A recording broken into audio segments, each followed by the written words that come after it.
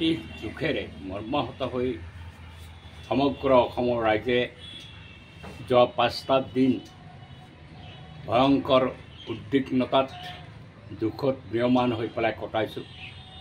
যোৱাকালি আমাৰ হিয়াৰ আমঠু জুবিন গাৰ্গৰ অন্ত্যেষ্টিক্ৰিয়া সমাপন হৈ গৈছে। অসমৰ জনসাধাৰণে জুবিন গাৰ্গৰ প্ৰতি যিটো শ্ৰদ্ধা জ্ঞাপন কৰিছে, এই ঐতিহাসিক লক্ষ লক্ষ মানুহ, কিমান লক্ষ মানুহ হৈছে তাৰ হিচাপ আমি কৰিব নোৱাৰোঁ। অকল তেওঁৰ মৃতদেহ য'ত স্থাপন কৰিছিল সৰুসজাই ষ্টেডিয়ামত, তাতে কেইবালক্ষ মানুহ জমায়েত হৈছে। ধুবুৰীৰ পৰা শদিয়ালৈকে গাঁৱে গাঁৱে চহৰে বিভিন্ন অনুষ্ঠান প্ৰতিষ্ঠানে শ্ৰদ্ধাঞ্জলি অনুষ্ঠান সংগঠিত কৰিছে। তাত হাজাৰ হাজাৰ মানুহে অংশগ্ৰহণ কৰিছে। জুবিন গাৰ্গ আমাৰ অসমীয়া জাতিৰ ভূপেন হাজৰিকাৰ পিছতে এটা পৰিচয় আছিল। ভূপেন হাজৰিকাৰ মৃত্যুৱে যি শূন্যতা সৃষ্টি কৰিছিল, জুবিন গাৰ্গে তাক বহু পৰিমাণে পূৰণ কৰিছিল। সংগীতক জনসাধাৰণৰ অন্তৰলৈকে লৈ গৈছিল, হৃদয়ত চুই গৈছিল। তেনেধৰণে এজন অতি প্ৰগতিশীল মানুহ, যি নিজকে ছ'চিয়েলিষ্ট লেফটিষ্ট বুলি ঘোষণা কৰি সকলো ধৰ্মান্ধতা জাত পাতৰ ৰাজনীতিৰ বিৰুদ্ধে অৱস্থান গ্ৰহণ কৰি সংগীত পৰিৱেশন কৰি অসমৰ ৰাইজক উদ্বাউল কৰিছিল। তেওঁক অসমৰ মানুহে যে অনুসৰণ কৰিছিল, তেওঁৰ মৃত্যুৱে ইয়াক প্ৰমাণ কৰি দিছে। সেইজনা জুবিন গাৰ্গৰ মৃত্যুত আমি মৰ্মাহত হৈও তেখেতক যাতে আমাৰ মাজত সজীৱ কৰি ৰাখিব পাৰোঁ, তেখেতৰ স্মৃতি যাতে যুগমীয়া কৰিব পাৰোঁ, মই বিধায়ক ৰূপে ঘোষণা কৰিব বিচাৰিছোঁ। সৰভোগত অহা এমাহ ডেৰ মাহৰ ভিতৰত জুবিন গাৰ্গৰ এটা সম্পূৰ্ণ প্ৰতিমূৰ্তি আমি ইয়াতে স্থাপন কৰাৰ সিদ্ধান্ত মই আজি ঘোষণা কৰিলোঁ। আৰু অহাকালিৰ পৰাই আমি অলৰেডি কথা পাতিছোঁৱেই। জুবিন গাৰ্গৰ মূৰ্তি তৈয়াৰ কৰাৰ কাৰণে আমি অহাকালি সকলো এগ্ৰিমেণ্ট শেষ কৰিম।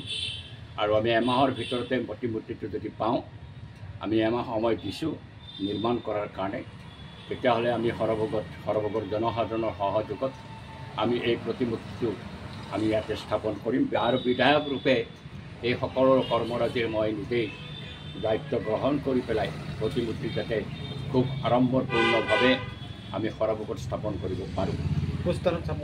আমি ভাবিছোঁ এতিয়া আমি ৰাইজৰ লগত আলোচনা কৰিব লাগিব। ইতিমধ্যে আমি মন্দিৰ কমিটিৰ সম্পাদকৰ লগত কথা পাতিছোঁ। তেওঁ আজি সন্ধ্যা আলোচনা কৰিব। মন্দিৰৰ কাষেৰে এফালে ভূপেন হাজৰিকা, এফালে জুবিন গাৰ্গক আমি গান্ধী মৈদানতে সংস্থাপিত কৰাৰ কথা ভাৱনা চিন্তা কৰিছোঁ। এইখিনি হৈ উঠিলে নিশ্চিতভাৱে শুভংকৰ হ'ব আমাৰ গোটেই মৈদানখন। এই প্ৰেক্ষাগৃহৰ কাষতেই এটা ফালে ভূপেন হাজৰিকা আছে, আপোনালোকে দেখিছে, আনটো ফালত আমি জুবিন গাৰ্গক সেই সম উচ্চতাৰে পূৰ্ণাংগ মূৰ্তি এটা আমি তাতে স্থাপন কৰিম।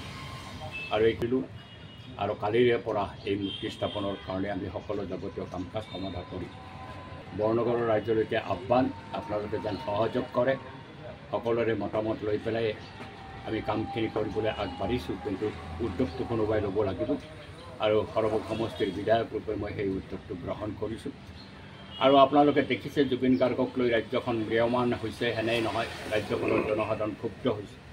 যিসকলৰ অবিবেচক কামৰ কাৰণে আজি জুবিন গাৰ্গ মৃত্যুৰ মুখত পৰিল, এই কালপ্ৰিটসকলক এতিয়ালৈকে কৰায়ত্ব কৰিব পৰা হোৱা নাই।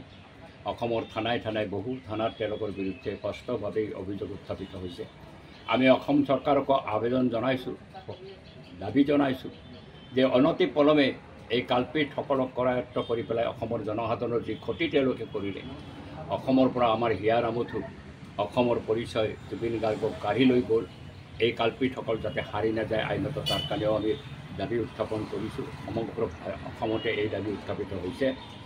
অনতি পলমে তেওঁলোকৰ বিৰুদ্ধে চৰকাৰে যাতে ব্যৱস্থা লয়, তাত যাতে সঠিক তদন্ত হয়। প্ৰয়োজন হ'লে হাইকোৰ্টৰ ৰিটায়াৰ্ড জাজৰ নেতৃত্বত যোগ্য কোনোবা পুলিচ বিষয়াক যুক্ত কৰি পেলাই বা আইনজ্ঞ এজনক যুক্ত কৰি পেলাই যাতে ইয়াৰ তদন্ত আগবঢ়াই লৈ যায়, যাতে আমি আশ্বস্ত হ'ব পাৰোঁ যিসকলে জুবিন গাৰ্গক এইধৰণে মৃত্যুৰ মুখলৈকে ঠেলি দিলে তেওঁলোকে কঠোৰ শাস্তি পায়, ইয়াক নিশ্চিত কৰাৰ কাৰণে মই আবেদন জনাইছোঁ। ধন্যবাদ।